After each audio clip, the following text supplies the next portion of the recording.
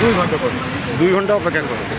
এই এই কি মনে করতেছেন আসলে এই যে তেলের যে সংকটের বিষয়টা আমরা দেখছি, আসলে এই সম্পর্কে আপনি কি মনে করতেছেন যে আসলে কি তেলের সংকট দেখাচ্ছে? আমার মনে হয় তেলের সংকট নাই বাংলাদেশে, আমরা চলতে পারবো।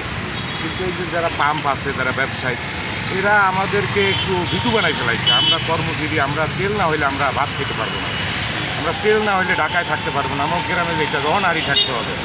সে কারণে আমরা আর কিছু বড় লোক আছে যারা তেল মজুত করেও রাখে, এ কারণেও পাম্পওয়ালারা আমাদেরকে অভিযোগ দেয় যে আসলে আপনারা তেলের দরকার আপনারা নেন, কিন্তু যার দরকার 2টা সে নিয়ে যায় হলো 6টা, সে নিয়ে যায় 10টা। সে কারণে তারা একটু বিক্রি আমাদেরকে করে এখন আমাদেরকে এর যে মুক্তি পেতে চায়, মুক্তি পেতে। এই যে তেলের কি কোনো নির্ধারিত কোনো লিটার নির্ধারণ করে দিছে যে আয়ের বেশি? এটা ওই রকম নির্ধারণ করে নাই। অন্য অন্য পাম্পে 200 টাকা দেয়, আবার 300 টাকা দেয় অন্য অন্য পাম্পে, তাও সারাদিন না, সারাদিন 12 ঘন্টায় কিন্তু 2 ঘন্টা তেল দেয়। আমরা 100 গাড়ির পিছে থাকি, তখন বলে তেল নাই, তখন আমরা আবার ওই 100 গাড়ির পিছে 2 ঘন্টা বসে থাকলাম, আমরা আবার চলে যাই অন্য পাম্পে। অন্য পাম্পে আবার দেখি লাইনে দাঁড়াইয়া একেবারে কাছে গেছি, তখন বলে তেল নাই, তখন আবার চলে যেতে হয়। এভাবে আমাদের কষ্ট। এখন আমরা শ্রমজীবী মানুষ, এটা আমাদের অভ্যাস হয়ে গেছে ভাই। এই তেলের যে সংকটটা বর্তমানে সেটা আমরা দেখতে পাচ্ছি, এইটা কি কি আপনার ব্যক্তি জীবনে বা আপনার পেশা জীবনে কোনো প্রভাব ফেলছে কিনা? অবশ্যই প্রভাব ফেলে।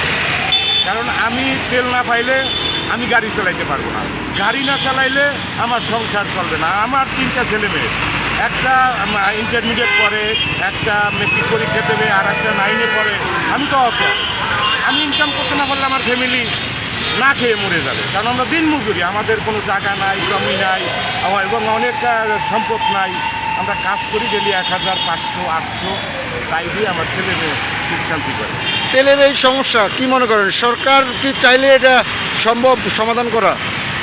তা ঠিক না, সরকার একেবারে চাইলেই যে সমাধান করতে পারবে ঠিক তা না। কারণ তেলের পাম্প তো একা সিন্ডিকেট বা করে না, যত সারা ঢাকা শহরব্যাপী 200 পাম্প আছে বা 500 আছে, সবাই একইভাবে কাজ করতেছে।